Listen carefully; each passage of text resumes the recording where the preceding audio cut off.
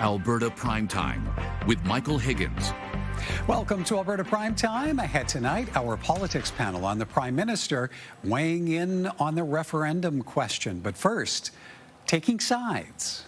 There are so many of us conservative-minded Albertans who really believe that Alberta's best future is within Confederation. Alberta's former finance minister won among a group of Federalists emerging from within conservative circles, now campaigning for Alberta to stay, a group that also includes former Premier Jason Kenney. That group is called Vote to Stay, and one of its organizers joins us now, Michael Solberg, also a partner at New West Public Affairs and a former Stephen Harper government political staffer. Michael, good to see you, sir. Welcome back.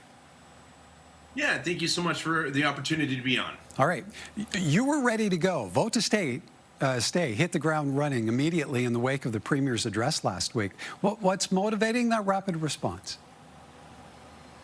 Well, look, we've had the chance to read the tea leaves on this for some time. I mean, there's obviously been public policy discussions around citizen-led questions that could be put forward as part of the referendum on October 19th. So we have been planning this for months because we thought it was of crucial importance that once this period opened and we knew that we were charging forward with a question on separation, that we were ready to go. So we were proud to have been prepared to soft launch last Friday. There's much more to come, but we thought it was of a crucial importance to not waste any time and to make sure that we are ready with a group of dedicated Albertans and Canadians to start speaking to our colleagues, our friends, and our neighbors about the importance of this issue and, frankly, the importance of staying within the Confederation and making that case directly to people. So more to come, but yes, out of the gates quickly, and we're proud to have done it. Yeah, how does the potential for economic impact weigh into the equation from your side of the coin? Oh, enormous. In fact, I think will be one of the primary drivers behind the message that we deliver to our fellow Albertans. Look, nostalgia is not just the strategy here. There's real economic implications to this question. Even the notion of separating could have detrimental economic consequences to this province, to the economy that we rely on, the industries that we rely on, the market uncertainty that it would create, let alone the constitutional chaos that could ensue should this go the wrong way. So no, we intend to make a very strong economic case for why we should stay and why, frankly, our prosperity and our position and influence in the country is in fact growing right now. I think there's optimism for a future that we are on right now, which could be disrupted and destroyed through the notion of separation. Obviously, God forbid, if we followed through with this through something more legally binding and constitutionally binding. Let me ask, how necessary is it for the actual referendum question itself to be posed in the first place? Do you support the question being asked when other pro-Canada groups are urging the Premier not to go through with it? Well, look, I'll hesitate to even to speak to that. I mean, I think where we sit as a group here is that the horses are now out of the gates. There's no turning back on that now, and we're not in a position, nor do we exist to convince the Premier to either amend the question or not ask the question at all. We're here to mitigate the risks of the question being asked at all, which is what's occurring. We know we're headed towards that direction now. So we exist to make sure that we're courting Albertans and ensuring that they vote to stay in Confederation. And best believe that we'll be providing them with many reasons to do that come October 19th. As pointed out, your organization comes from the conservative side of the equation. So how worried are you that this referendum could serve to divide conservative politics in this province? Well, I think that's already begun. This fight is broadly amongst conservatives. They're the ones who are driving this, and they're almost entirely the ones who are composing the groups that want to leave Confederation. But no, make no mistake, the progressives are involved in this too. This is a provincial conversation across the board. And frankly, it's a national conversation as well, which is why we're welcoming voices from outside of the province too. This doesn't just have implications for me, you, Michael, and our neighbors. It has implications for people all across the country should Alberta decide to leave. So you're right. This is a conversation amongst conservatives, and it has split them in half. But we're not the only kind of cohort of voters here who are affected by this. So we're going to be welcoming and having conversations with people from across the political spectrum and, frankly, from coast to coast to coast. Among the notable names already leading your charge, Monty Solberg, who obviously you know well, Jason Kenney, the former premier, two stalwarts who were also within the Harper government. So what's the likelihood the former Prime Minister, Stephen Harper, emerges as a proponent for your group? Well, it's a great question. We would love to have the former Prime Minister weigh in on this. He's really the heavy here, of course. He has enormous credibility amongst Conservatives, I think amongst Albertans. He's a born and bred Albertan. He still lives here. We'd certainly welcome his addition to the conversation, and I'm sure that he's considering the right time to weigh in, and we'd certainly love to work with him on that. But I will point, too, as well, that Stephen Harper, Monty Solberg, Jason Kenney, these are former Reform Party MPs as well, before they were Conservative MPs. And I hope that my fellow Albertans understand the significance of who started their political careers under the onus of the West wants in to the implications of now leaving Confederation and their staunch position that we do not do that. I do believe that's significant. And the former Prime Minister, we hope to have him involved on that stance as well.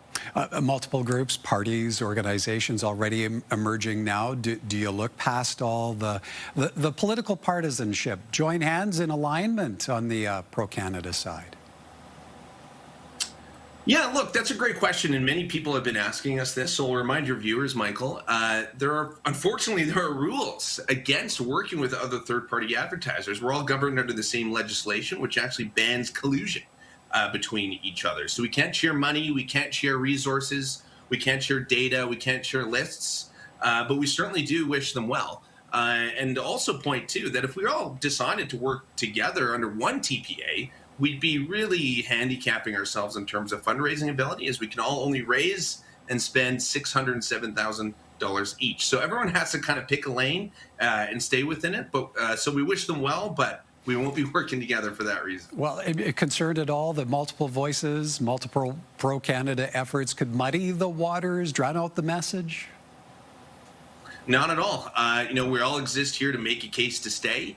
And I don't, frankly, concern myself with how somebody gets to that decision, just so long as they have reached that decision to stay, to remain in the Confederation. So we'll all be working differently, through placement of ads and making a case to stay in the Confederation. But there'll also be groups that are working on get out the vote efforts and literally assisting people with the logistics of casting their ballot. So we're all working in the same direction. So not at all. I'm not worried about muddying the waters on that. Okay. I just want to win this vote, and we will. And one final question for you, and to what degree are you prepared to target the hardcore separatists with your messaging? Is that your target audience? I wouldn't say so. I mean, traditional campaign kind of strategy dictates that people who have already put their feet in the mud are not going to be your typical accessible voter. We're more targeting, I think, the people on the soft separatist side, people who are angry at Ottawa, but we want them to understand that there are reasons to stay, and that voting to leave is not a good message to Ottawa, and it carries too much risk. So no, we're going to be courting people who we want to vote and who already plan to, but make sure that they ultimately do, because we want voter turnout to be very high, and we want it to be high on the Remain side. So no, we won't be targeting the hardline separatists, so to speak. I think they've made that position clear. We're going to be targeting people who have yet to make up their minds and make sure that they get to the polls. All right, we'll have to leave it there. Appreciate your time this evening, Michael. Thank you. Thanks so much, Michael. I appreciate it. Michael Solberg is an organizer with the group Vote to Stay.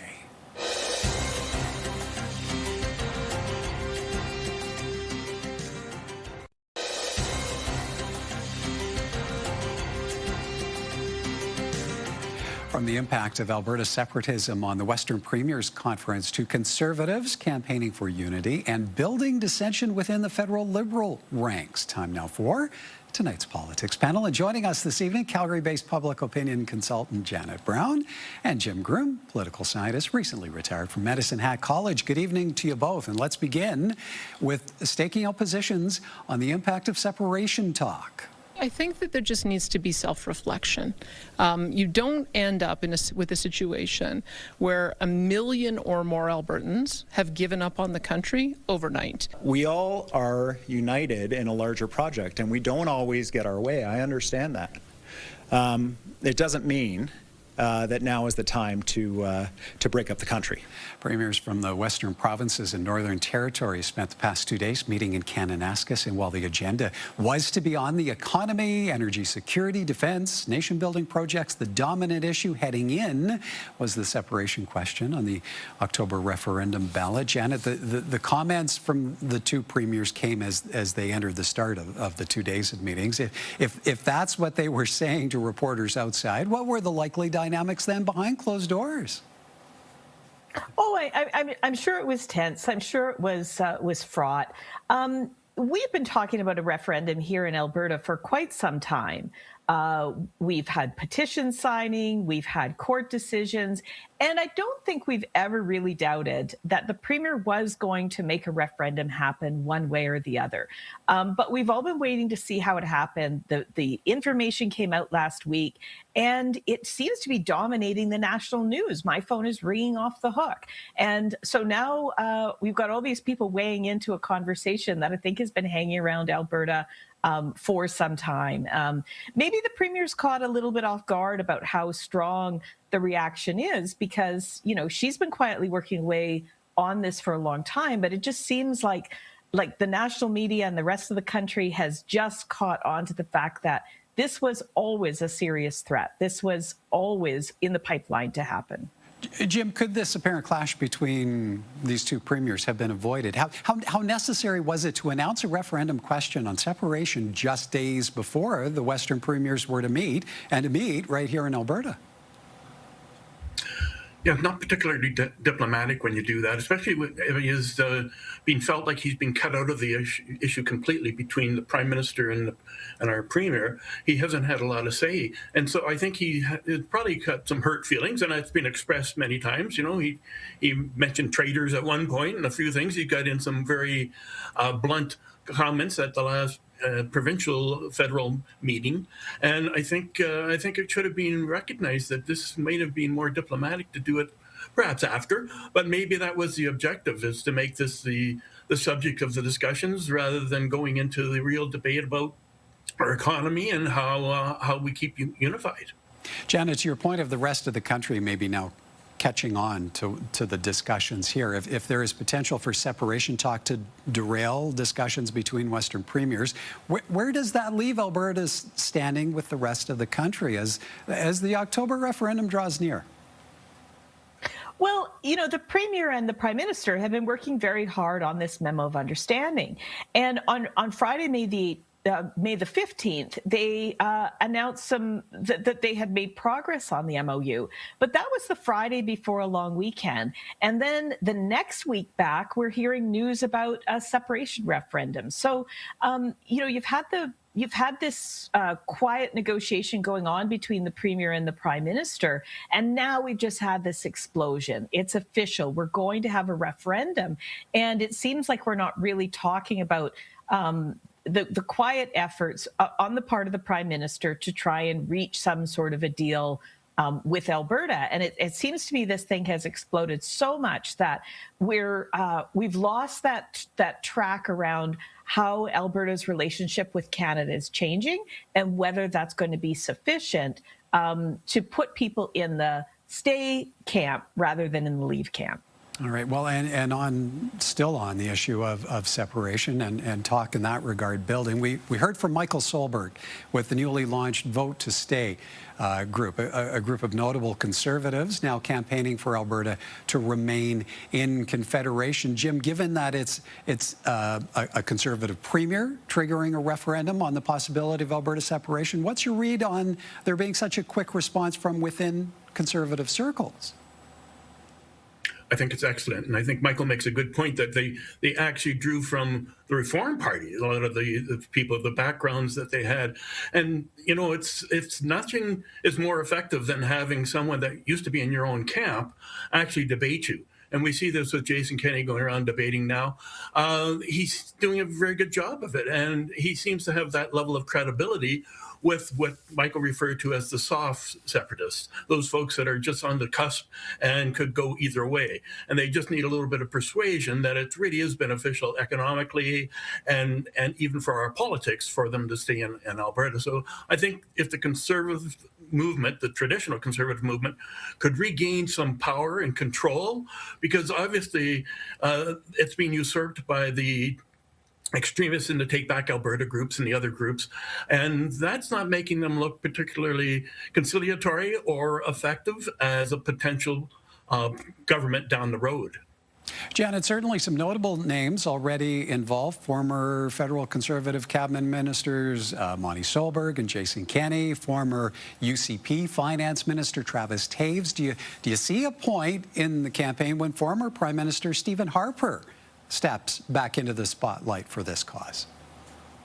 Well, he's kind of the golden goose when it comes to the Remain in Canada side, because, we're talking about various politicians that, are controversial, right? Jason Kenney had his fights with the far right, and you've got to wonder whether people on the right, maybe people who supported the convoy, anti-vaxxers, whether they're going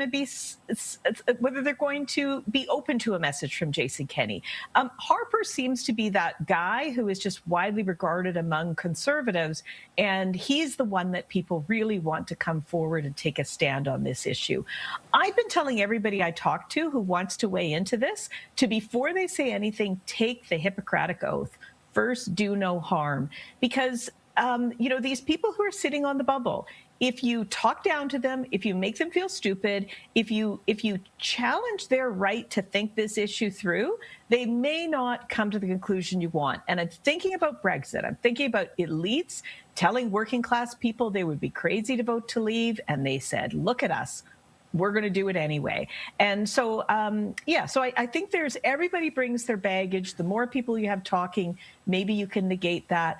The most important thing is not to do any harm, not to accidentally have some backlash. And just to go back to the beginning of the question, Harper is probably the guy with the least baggage and the most broad appeal to conservatives. All right, time for us to take a bit of a break. But when we come back, what the Prime Minister is now saying about Alberta's referendum question on separation. More from our politics panel in a moment.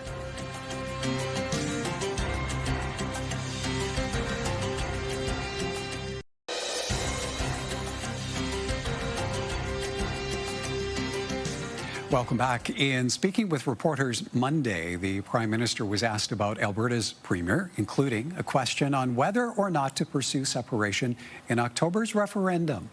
Is it helpful to ask these fundamental questions? No, it's not helpful. Of course it's not. Is it the democratic will of Albertans? Did they vote for this in the last provincial election? No, they didn't. It wasn't on the ballot paper.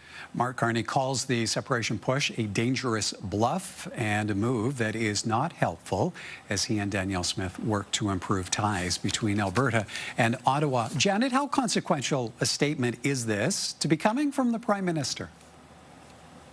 Well, I think it is consequential, and I compare it to his original statement, when he was standing in the library under construction in the House of Commons. His message was more about, sometimes a relationship needs some renovation, and we're trying to renovate the relationship with Alberta. And I think that was sort of one tone. And then maybe I think he saw how explosive this issue got with his caucus, with other people. And then his most recent statements are very more specific. This is not helpful. So, I think in a way he's just maybe worried that his initial comments fell flat, got him in trouble in some sectors, and he's trying to reposition to show that he's not a fan of this referendum, because that's probably the message that people outside of Alberta want to hear from the Prime Minister. Well, now, Jim, is now the time for the Prime Minister to be weighing in, and what might it signal about the federal government's approach to how it contends with the situation around the referendum? Unfortunately, the Prime Minister has a tendency of speaking off the cuff, I think, on occasion, and then he has to backtrack. Has to change his point. To Janice's point, that it can be conciliatory, and then he has to dig right in. But no one in Alberta, especially the soft separatists, want to be lectured by Ottawa. That's what this is about. We're tired of being lectured by Ottawa. We don't want to hear the Prime Minister say, you're making a big mistake here, folks. We want to hear something conciliatory.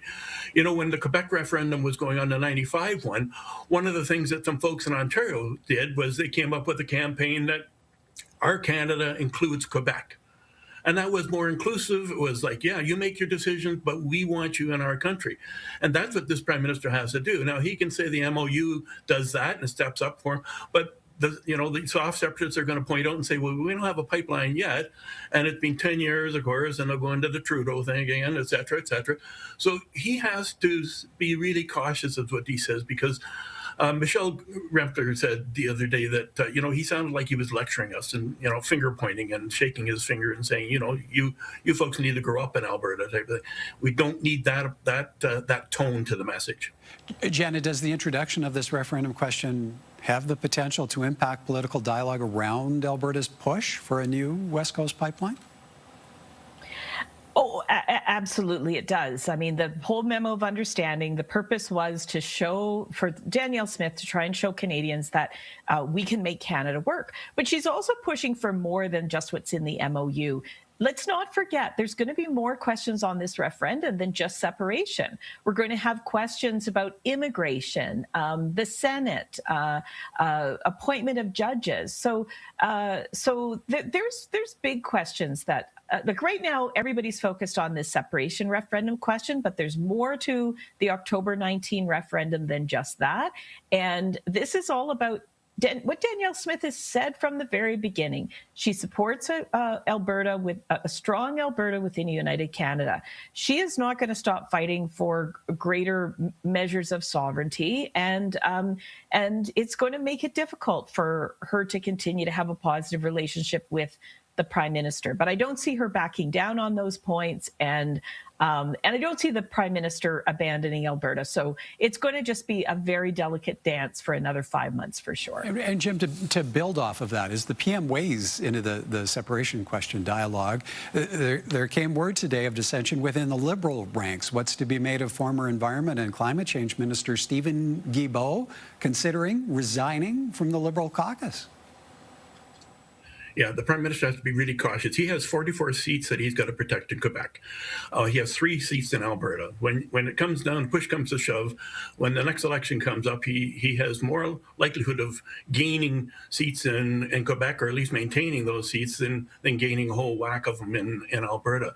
Guilbeault was the Liberal lieutenant in Quebec. He represented the position of Quebecers. He is a strong environmentalist, and as we saw from those a dozen or so other Liberal MPs questioning the changes in the Liberal government, this could be a bit of a threat, and it would emanate out of Quebec, because Quebecers tend to be more environmentally secure and benefit that. It's ironic that the PQ leader now in Quebec is actually vilifying Alberta, that we're sending all our money to Alberta to pay for their fossil fuel development. And the irony seems to be lost on him, but that's the position he's taking, and it may be successful. Janet, last 30 seconds to you. What's the likelihood of further fallout from within the Liberal caucus? Is there potential here to derail Mark Carney's agenda? Well, I think Guilbeault would be one of the most extreme cases. He's somebody who's devoted his life to the environmental cause. It's why he was persuaded to enter into politics. And so it must be a bit of a crisis of conscience right now. When environment has been his whole raison d'etre, where does he go from here? He is an extreme place, but I think there are other Liberals who may have more moderate views. They're uncomfortable, maybe not as uncomfortable as Guilbeault. All right, we're out of time. Have to leave it there. Great to see you both. Thank you. Thank you. Thanks, Michael. Thanks, Dan.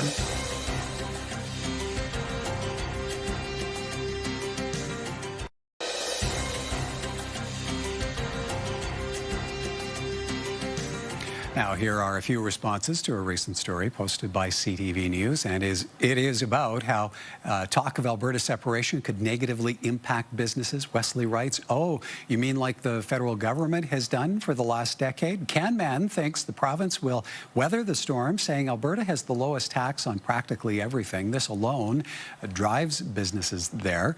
Brian weighs in, or it could positively improve businesses. But at the end of the day, and Lyle thinks Alberta ain't going nowhere. Have your say. Email us anytime at comments@albertaprimetime.com. Coming up tomorrow, why the business community says a referendum on separation will trigger significant and lasting economic consequences. The president of the Calgary Chamber joins us on Wednesday. Until then, have a great evening, everyone. From all of us at Alberta Primetime, thank you for watching, and join us again next time.